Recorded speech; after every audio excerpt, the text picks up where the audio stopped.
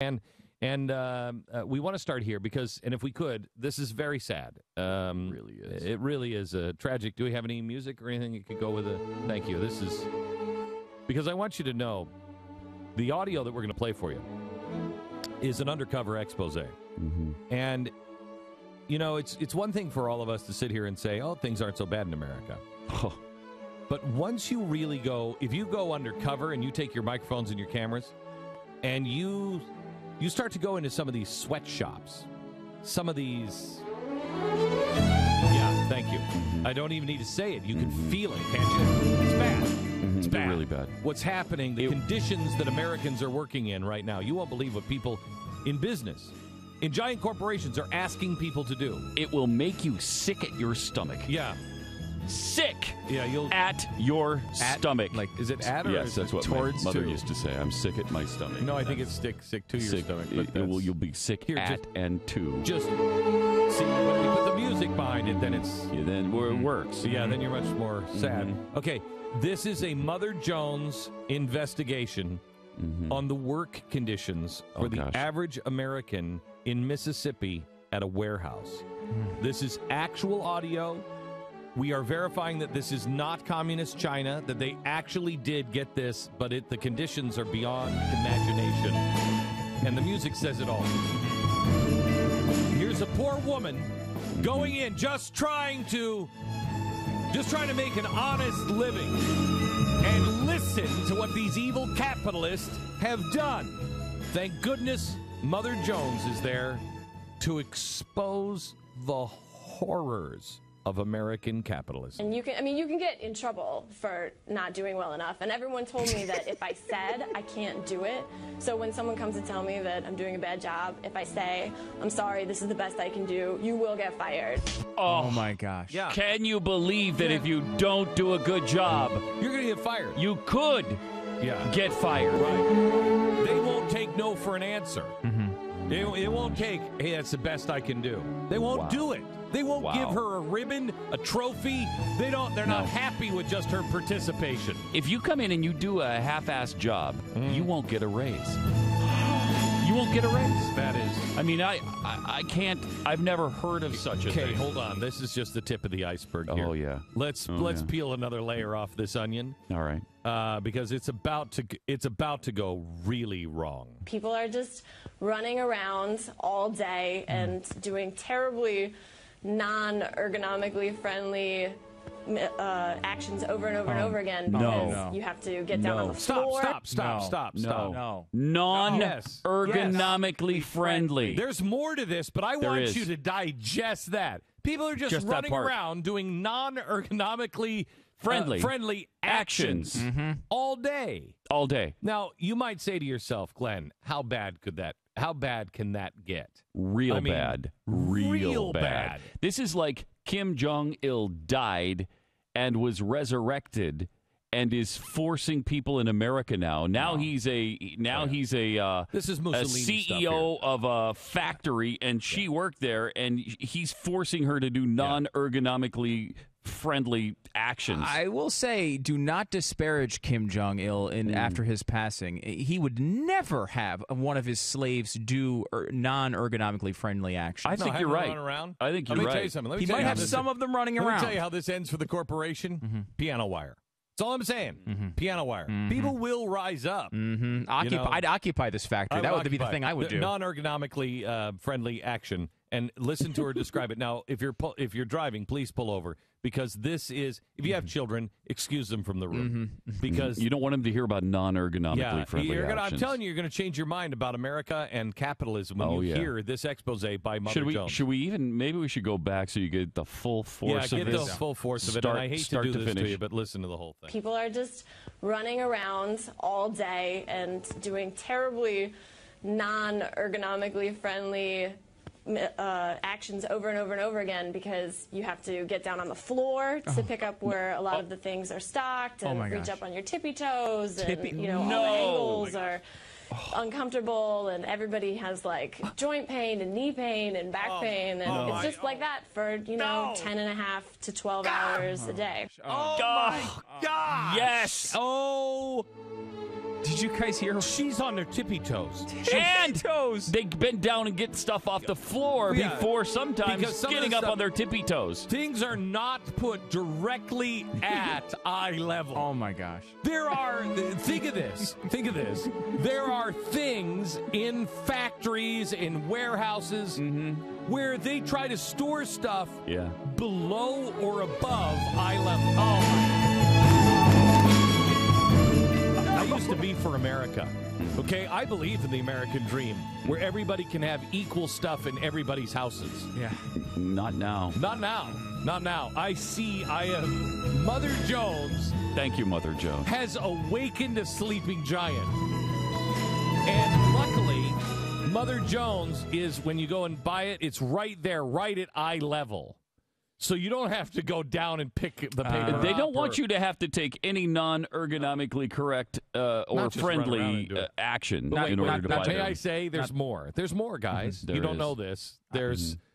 Yes. I don't mean to correct you, but Mother Jones is never at eye level on a magazine rack. It's always at the very back, at the very bottom, where magazines that people don't buy exist. No, please don't say that. Don't say that. You know what that is? You know what that is? That's the capitalist hiding it. The man. That's the man keeping them down. You know why? They want you to have joint pain because you're trying to enjoy that brilliant magazine. Okay, so listen. You guys don't know this, and I know that we've played some of the stuff and we've talked about the joint pain and everything else. I couldn't do this to you yesterday when we first discovered this, but I want you to hear the rest of this sad tale. Please no. There is more. I don't know if I can do it. I want you to brace yourself. Right. Imagine you're in a place where they've already made you engage in ergonomically unfriendly actions. Okay. And so you're on your tippy toes from time to time, reaching down to pick things up off the floor. Where you can get in trouble for not doing a good job. Right. They won't accept that's the best you can do. Now, are you okay, Pat? Pat's coughing. No. I bit my tongue. Oh, okay. All right. Okay, hold yourself together. All right. Okay, it's going to get bad. Here it is.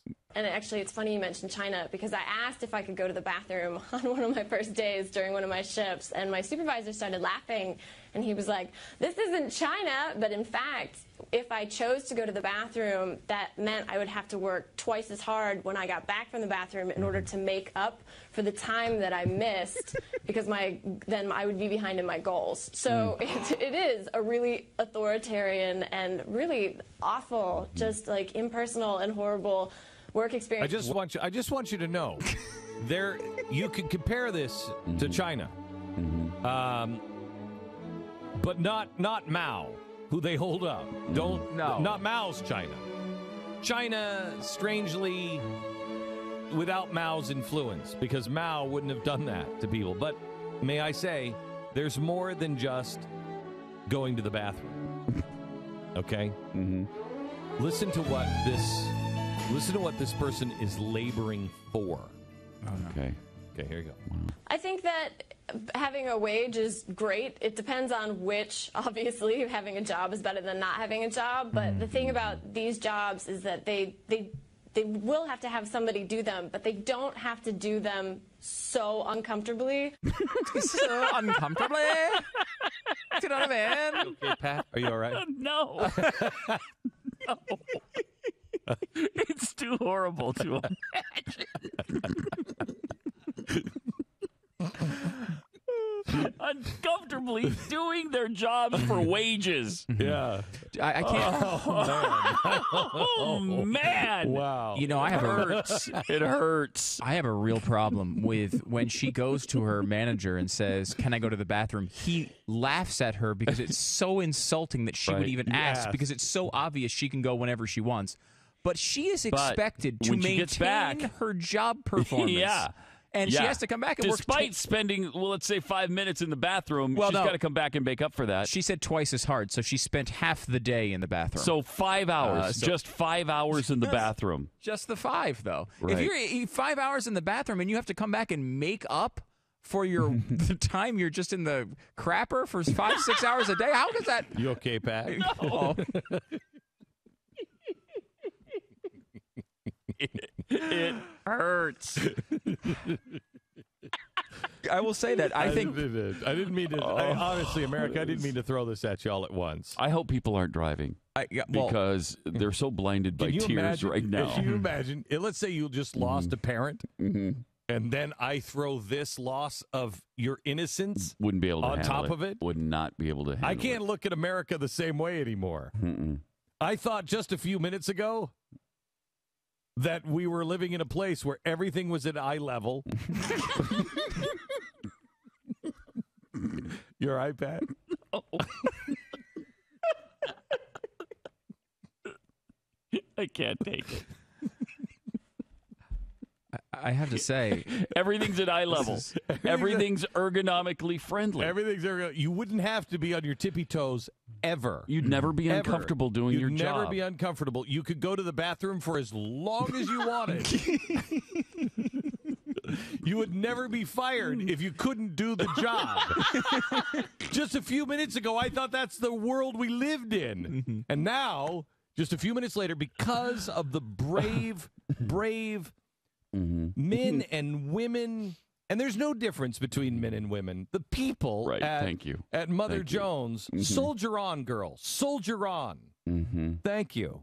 Glenn, perhaps the saddest point of this entire story was not in audio form. It was she couldn't even say it herself, but she put it in her written article, and it is so disturbing. I again encourage you to pull off to the side of the road. Oh boy. She says, "Quote: The gal conducting our training reminded us again that we cannot miss any days in our first week." Wow. There are no exceptions to that policy. What happens if you don't? What happens if you get up and you're like, I don't feel like going to work? Right, exactly. Not during Now, the first week. I will say that during the second week, that's fine. But during the first week, you cannot do that. You can't do that. During the second week, if you are tardy, you get 0.5. Listen, you're sure you're okay, Pi? I'm not. Okay.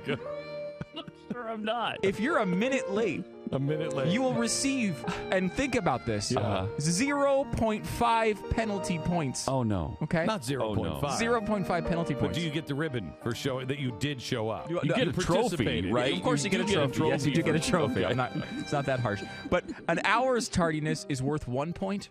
Okay. And an absence is worth 1.5 penalty points. If you get to 6, you will be fired. Oh, Meaning, you can only show up to work They're putting people 11 in fires? times late. 11 times. 11 times, and then they put you in a fire? Bam. No, they will not put you in a fire. They will fire you from your job. It's almost the same thing. That's a new... Yeah, they will let you go from Oh, my there. gosh, that's that Mao policy that he would do. He would he would not get a wage anymore. Well, Mao was fantastic. That not didn't Mao, happen on my baseball team when I struck out every single time at bat. I was still told I did a really good job, and I got a trophy. You got no penalty points. Look at this. We have on the big screen here in this TV studio. We have a picture of this woman. Oh God, I'm so sad. Oh, that's her.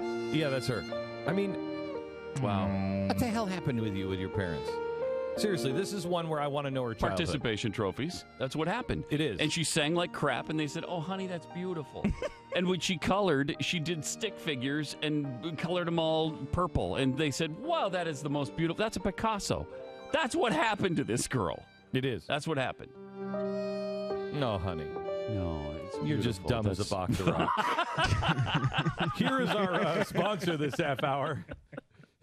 No, seriously, you're doomed to mediocrity until you destroy America, and then you'll be a slave for the Chinese. And you'll say, all the Chinese will be here, and you'll say, hey, this is great, because I love Mao, too. You're going to be mighty popular with the workers.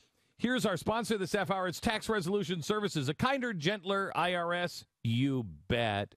They're trying to make sure that they can help you because they know it's really, the economy is tough. You know what's amazing is the IRS says the economy is tough, but the IRS is run by Timothy Geithner, who says the economy is great. Isn't it weird? Anyway, the IRS is saying that they know the economy is tough, and that's why they're offering compromise.